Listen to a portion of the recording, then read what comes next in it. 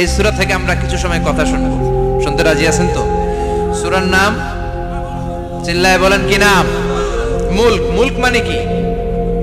মুলক মানে রাজত্ব, মুলক মানে ক্ষমতা, মুলক মানে পাওয়ার, মুলক মানে কিংডম, মুলক মানে সভরেইনটি। সুবহানাল্লাহ পড়েন। রব্বুল আলামিন বলেন তাবারাকাল্লাযী বিয়াদিহিল মুলকু ওয়া হুয়া আলা কুল্লি শাইইন কাদির। সুমহান সেই সত্তা যার হাতে ক্ষমতা আর তিনি সব বিষয়ে ক্ষমতাশীল। সুবহানাল্লাহ। তাবারাকাল্লাযী বিয়াদিহিল মুলক, মহামহিম সে সত্তা, সুমহান সে সত্তা, বিয়াদিহিল মুলকু যার হাতে ক্ষমতা। ক্ষমতা কার হাতে? চিৎকার করে বলতে হবে, কার হাতে? নাকি আমাদের হাতে, না সরকারের হাতে, পুলিশের হাতে, র্যাবের হাতে, মাশরাফির হাতে, হিরো আলমের হাতে?